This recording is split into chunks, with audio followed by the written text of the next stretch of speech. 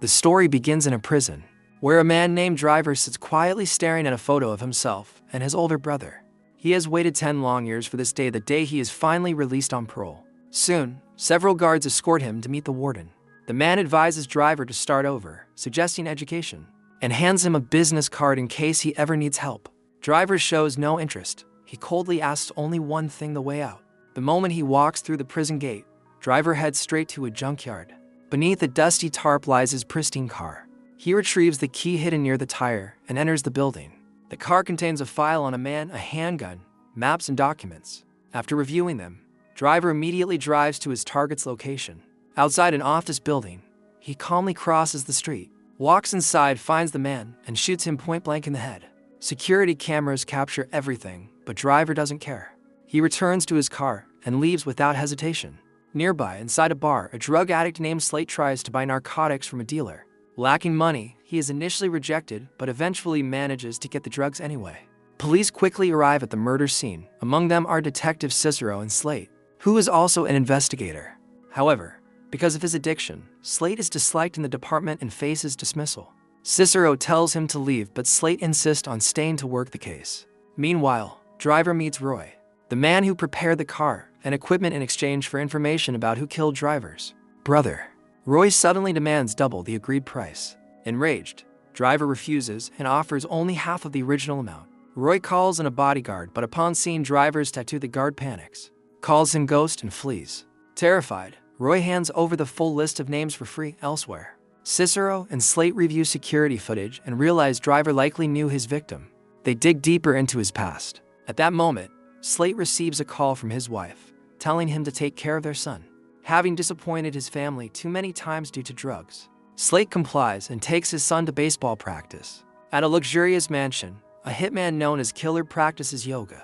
Photos reveal he was once a successful software developer.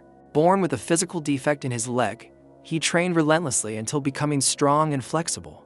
Now he works as a contract killer. While talking with his girlfriend, he receives a photo of Driver. Killer immediately packs his things, kisses her repeatedly, and leaves. Back at the office, Cicero studies Driver's tattoo closely. Her superior apologizes for forcing her to work with Slate, but she ignores it and stays focused. Slate soon returns with new information, and they discover Driver's real name, Jimmy. 10 years earlier, Jimmy and his brother Gary carried out a notorious bank robbery. As the getaway driver, Jimmy's exceptional driving skills enabled the gang to escape the police, earning him the nickname Driver. After returning home from the robbery, the brothers were ambushed by armed men who demanded the stolen money. To save Gary, Jimmy revealed the hiding place. Even so, the men slit Gary's throat in front of him and then shot Jimmy in the head. Gary dies brutally, while Driver survives with severe injuries. A metal plate is implanted in his head to keep him alive. Despite this, all charges from the robbery are placed entirely on him, and Driver is sentenced to 10 years in prison because of that. After his release, Driver becomes determined to hunt down and kill everyone responsible for his brother's death and for framing him. His next target is an elderly man living alone in an apartment. When Driver arrives, Killer is already nearby, casually talking to his therapist on the phone while secretly watching him.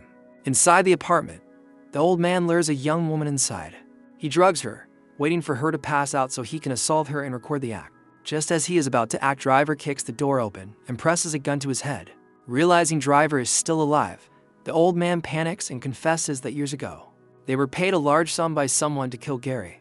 Driver doesn't listen further. He coldly shoots the man in the head and walks away. Outside, Killer has already loaded his weapon, ready to eliminate Driver. But a little girl suddenly runs past, alerting Driver to Killer's presence. Driver fires toward Killer not to kill, but as a warning then jumps into his car and speeds away. Furious, Killer watches his target escape. Soon after, police arrive at the apartment, including Cicero and Slate. They discover the old man was a dealer of illegal abuse videos on the dark web. He was also the one who filmed the footage of Gary's murder and Driver being shot in the head. While Driver escapes, Killer becomes increasingly obsessed. He admits to his girlfriend that the burning hatred in Driver's eyes makes him the most difficult target he has ever faced. Instead of fear, Killer feels challenged. Before beginning the hunt, he unexpectedly proposes to Lily, who happily accepts. The next morning at the police station, Cicero notices a tattoo on Slate's arm. Investigating further, she learns Slate once worked in the corrupt and violent Los Angeles Homicide Division. During that time, he fell into drug addiction and fell in love with an informant named Marina, whom he later married. Slate lies to Cicero, claiming he quit drugs after having a child. Cicero believes him and out of sympathy encourages him to leave the past behind and focus on solving the case. Meanwhile, Driver drives to another house. He watches a woman see her husband and young son off before loading his gun and entering. At first it seems he plans to kill her. Instead, she turns out to be his former lover. When Driver was arrested, she was pregnant. Seeing the child, Driver believes it is his, but she tells him it is not. After he went to prison, she was overwhelmed with pain, had an abortion, and later married her current husband, the child's real father. Devastated, Driver turns away without saying a word. Before he leaves, the woman wishes him luck, knowing he is carrying out the only mission left in his life to avenge Gary. While Driver's heart is shattered, Killer is celebrating his wedding. He and Lily drive a supercar to a church and hold a simple but joyful ceremony. Afterward, they go to an open field to shoot guns together in celebration. Now married, Killer begins to feel a new sense of responsibility. For the first time, he considers leaving the life of an assassin and living peacefully with Lily, a future she has always hoped for. Meanwhile, Slate is haunted by Cicero's words from the day before. He goes to his ex-wife's apartment to ask for forgiveness. Marina left him because his drug addiction destroyed their family, and she now lives separately with their son. At first, Marina coldly rejects him, as the pain from the past still lingers. But Slate desperately promises that he will never touch drugs again. At the same time, Driver drives toward his next target, a bouncer at a strip club, the same man who once slit Gary's throat. Driver waits until the bouncer enters the restroom, then follows him inside. The bouncer immediately recognizes Driver and panics, pulling out a knife to defend himself. An old man accidentally walks in. Driver calmly tells him to leave and pretend he saw nothing. The man quickly flees. Inside the restroom, Driver and the bouncer engage in a brutal hand-to-hand fight. After a violent struggle, Driver repeatedly stabs him with a sharp object. The bouncer is left dying. He doesn't beg for mercy. With his last breath, he asks Driver to tell his son that he is sorry.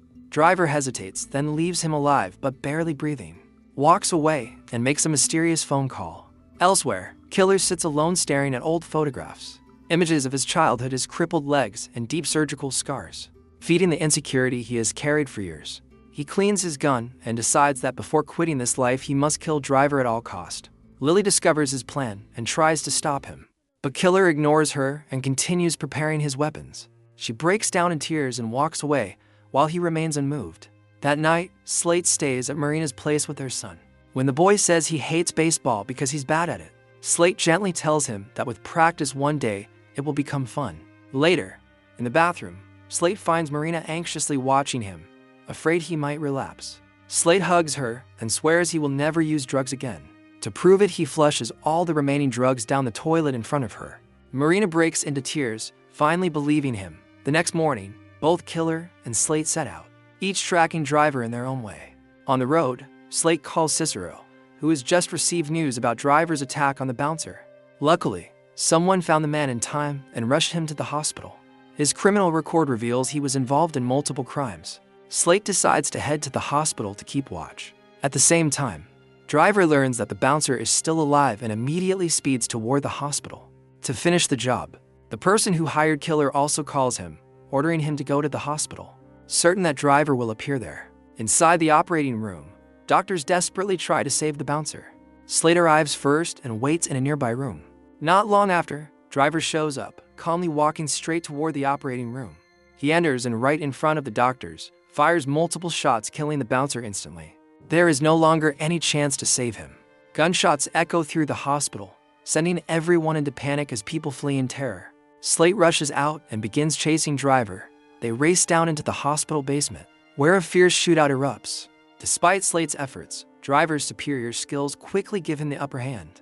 He points his gun at Slate's head, but when Driver notices the police badge on Slate, he lowers his weapon, silently walks away, gets into his car, and drives off. On the road, Driver receives a call from the bouncer's son. The boy wants to talk. Driver simply advises him to do what he truly wants in life. At that moment, Killer's car suddenly appears, forcing Driver off balance in the middle of a crowded street. Both are expert drivers, racing at high speed while firing at each other. A bullet grazes Driver's neck, leaving him lightly wounded. Driver quickly shoots out the Killer's tire and escapes. Furious, Killer receives a call from his employer, ordering him to stop hunting Driver. This only enrages Killer further. He has no intention of canceling the contract and is determined to continue the chase. Wounded and unstable, Driver goes to Gary's old house, where Gary's mother still lives. There he looks at old photos as she tends to his injury.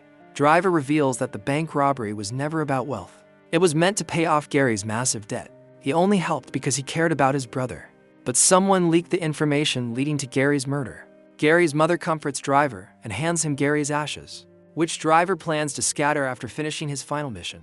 Carrying the ashes, he continues his journey, still haunted by the question of who betrayed them and who ordered their deaths. Meanwhile, Cicero praises Slate for confronting Driver the previous day, noting that he showed sharp instincts and nearly caught him. She also gives Slate information about other potential targets Driver may be hunting. Slate selects one and begins tracking him.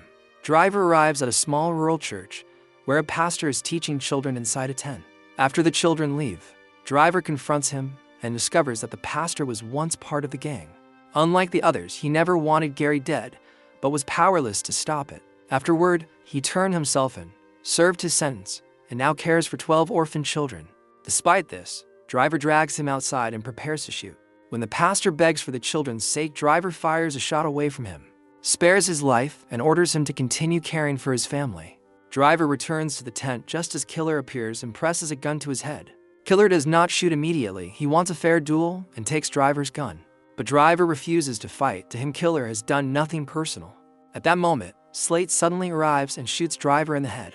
The truth is revealed. Slate was the one who gathered the men to kill Gary and Driver, and he was also the one who hired Killer. Slate knew Driver would never kill an innocent man, so he tried to force Killer to cancel the contract, allowing Slate to kill Driver himself and appear as a hero.